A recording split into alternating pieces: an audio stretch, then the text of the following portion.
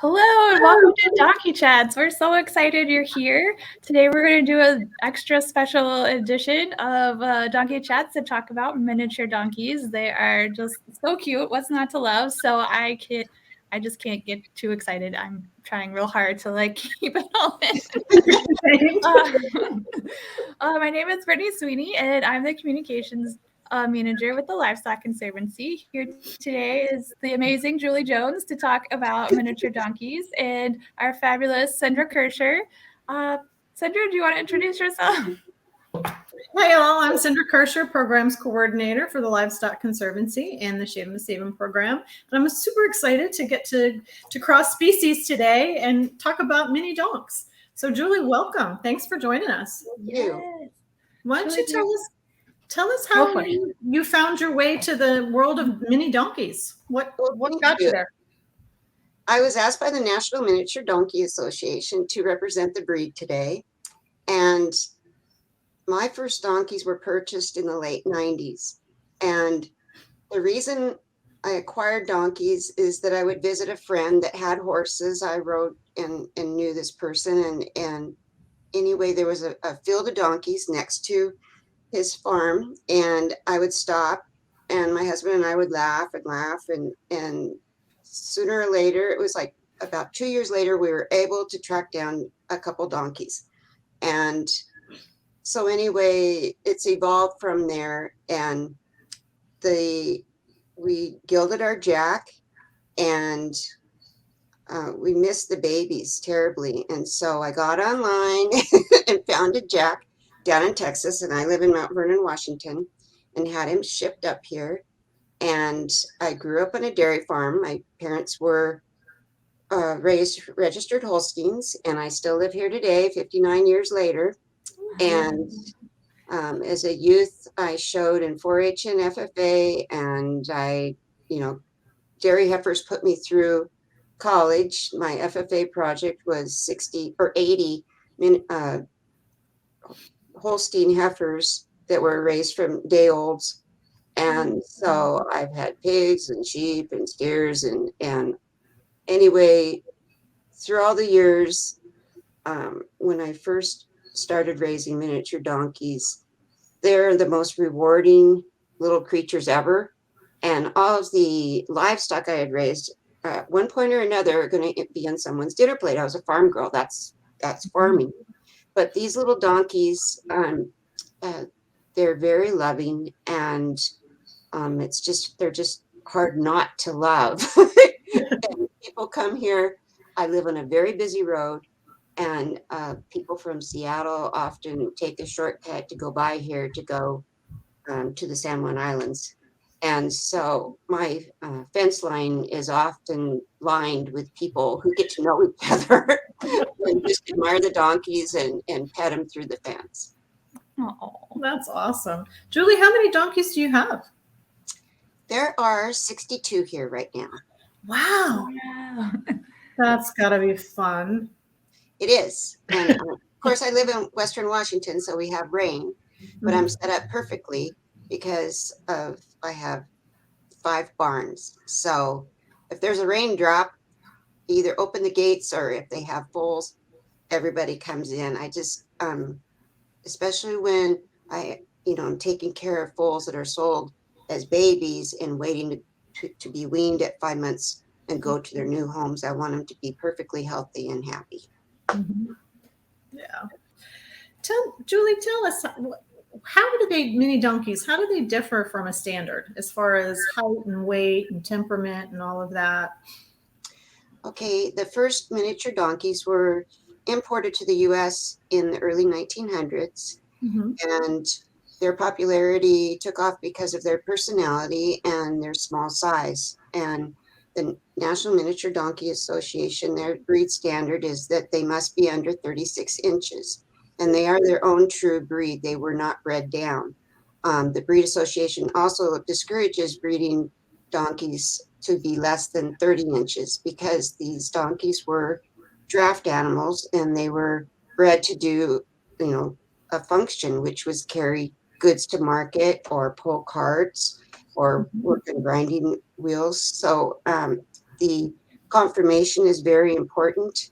I used to show, West Coast shows kind of dried up, so we no longer have any. I work full time, so having to travel as far as Kansas or Texas is kind of off the table for me. But I acquired the best donkeys I could find, and I took care of my mother with dementia for many years. So at night, I would stay up and go through pedigrees and see what nicked well. My background with, knowing conformation really helped me out. The Breed Association would like to see donkeys bred that are wide in the chest, have, uniform, nice legs, not sickle hawk, not cow hawked, a nice top line, strong top line, uh, neck that's not too short nor too long, a short, pretty head, good feet, and, care really aids in that area too. So, anyway, what's not to love? And what about color? Can they be, are they a particular color, or do they have particular markings, or can it vary? There are many colors. There's, of course, gray, brown, true black, black with a cross, spotted, and red. And I don't have any, but there's frosted white also. And do you have one particular color that you like to concentrate on, or do you have a mixed herd? I concentrate on conformation and their disposition. In the past, I have sold a couple Jeanettes that would run off with their babies and were not friendly to visitors. And that's a donkey that should not be bred, in my opinion. Conformation is very important, but color, it's whatever we get. It's whatever God gives us. That's what I tell people. Just like us, right? Yeah, I have a variety of everything except frosted white. Yeah, I bet it's beautiful to look out over your pastures. I rent the farm to Washington Bulb, so it's being planted right now in daffodils, and every few years it's in tulips. So there's so many people here, not only to see the tulips, but to see the donkeys also. It's crazy. Yeah, it sounds beautiful. And you said they were imported in the 1900s, early 1900s? In the 20s primarily. Okay, and from what country? They were from Italy and the islands of Sicily and Sardinia. Okay, thank you. And we have them, I think, on our watch list, if that is correct. So how many, tell us why are these guys endangered? If they're so cute and they're so wonderful, what might be They're the perfect fit for people that they're low maintenance. They do need their feet trimmed every 8 to 10 weeks. I think a lot of people breed them after they retire or close to retirement and then move on. They're the perfect small farm livestock. And I'm fortunate to have a large farm. So that's why there's not as many big breeders.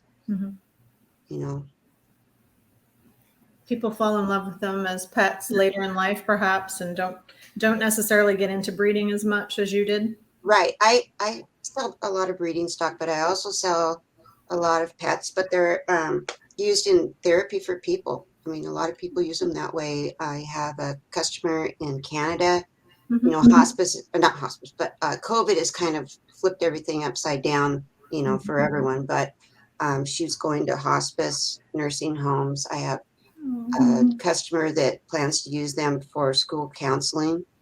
I've had them purchased to work with troubled kids, autistic kids. I recently had a man that manages 3 assisted livings, and he plans to use the donkeys with that. So they're useful for therapy with people. They're just like big dogs. They're humorous, but yet very loving, and there's just something about looking in their eyes. So They sound wonderful, first of all. I mean, I've seen them as a kid. You know, if you've ever gone to a petting zoo at a local farm, you've probably seen a mini donkey. And they always seem very friendly. But, you know, donkeys in particular have this stigma about being stubborn. Is that true of mini donkeys, or does it depend on the personality, just like humans? Well, I said that I ride horses, but donkey shows introduced me to mules. So I also own 3 mules. So I've had experience with all 3. The donkey is the most into self-preservation.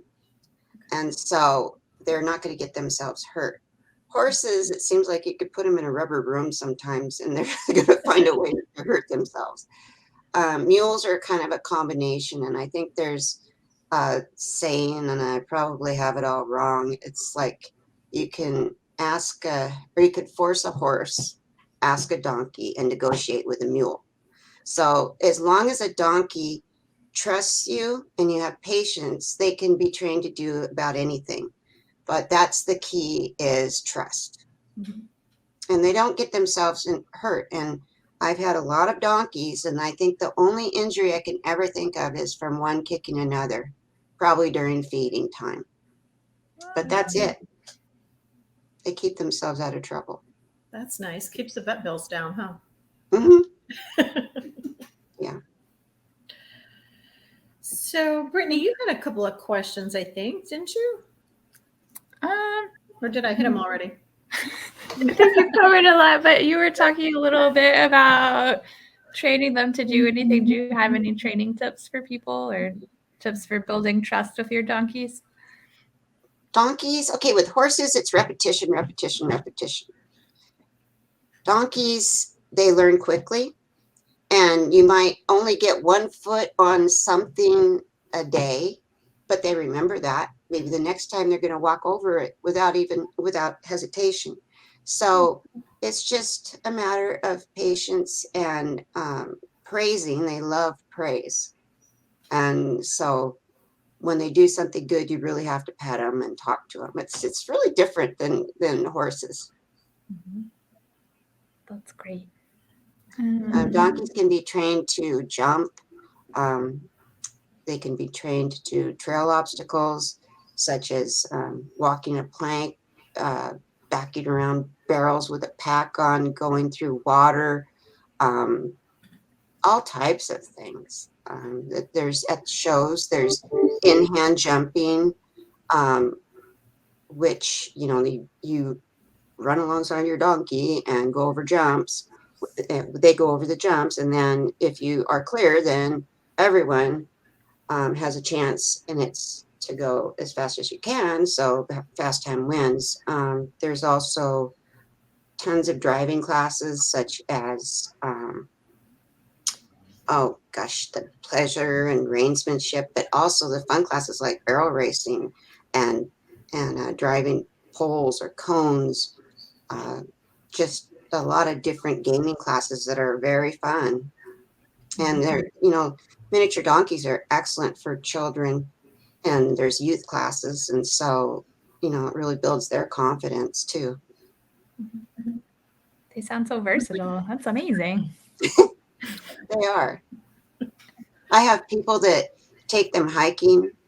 I have a guy that comes home and plays fetch with one of his donkeys.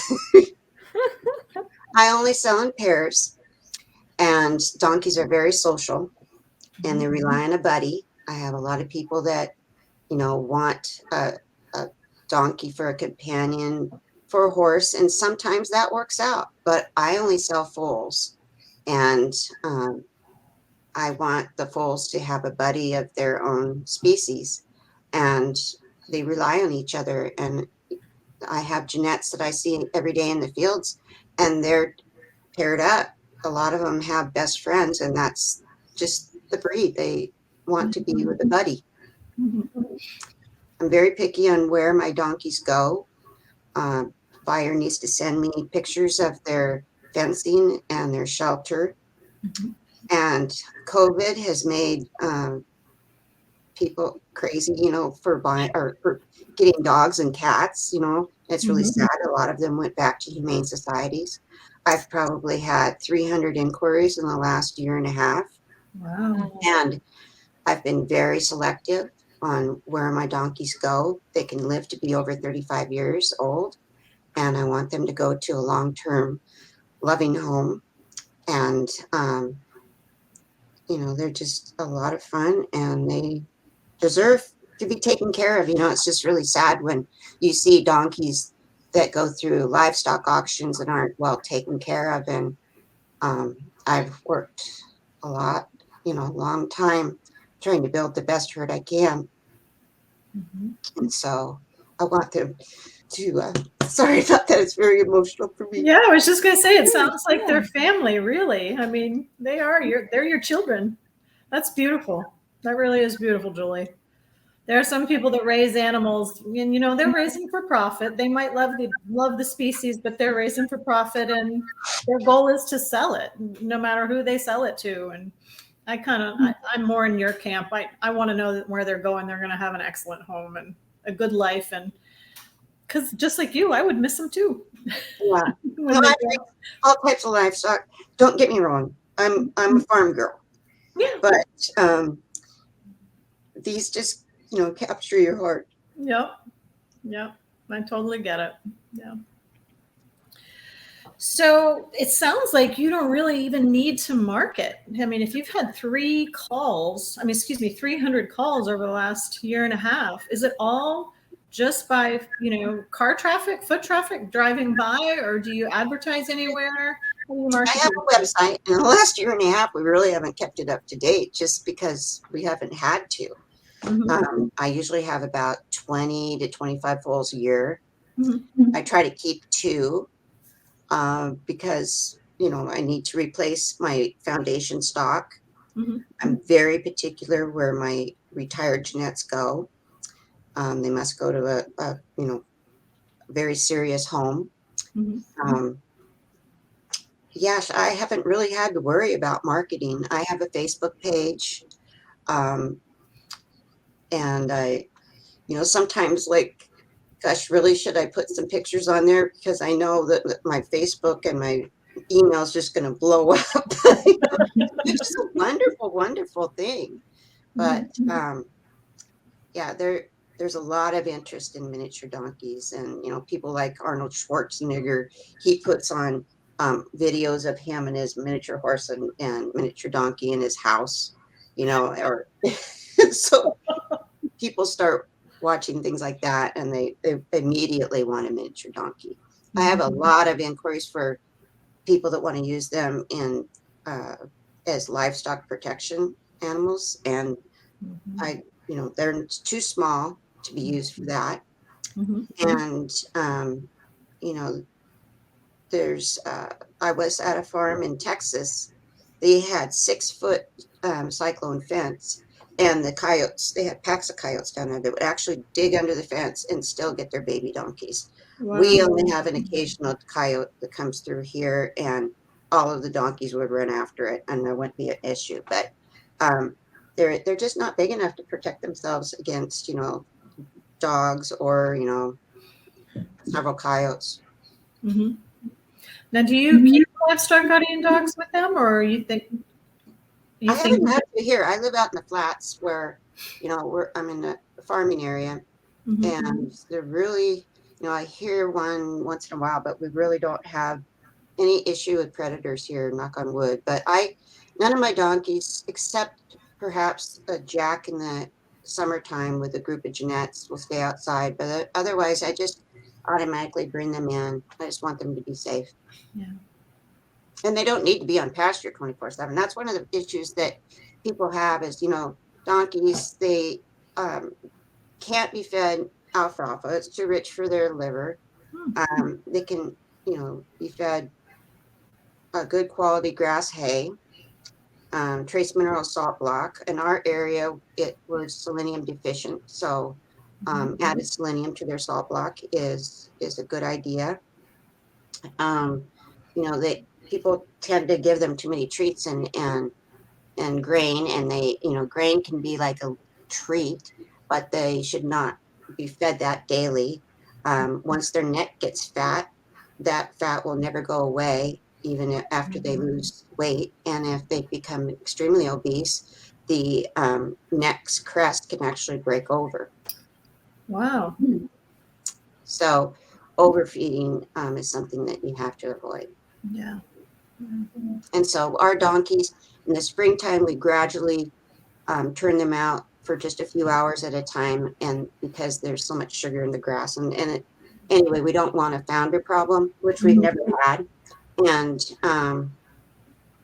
so they just, we start out slow, and then they're out probably 8 to 9 hours a day. And then depending on what group of donkeys, because I have, the main herd, I have a herd of, Jeanettes with babies and Jeanettes that are going to foal soon. I have, Jacks with Jeanettes. So depending on their situation, the Jeanettes with babies, they receive grain. The Jeanettes that are going to foal receive a small amount of grain. And I'm talking like a handful or two. I'm not talking about pounds, of course.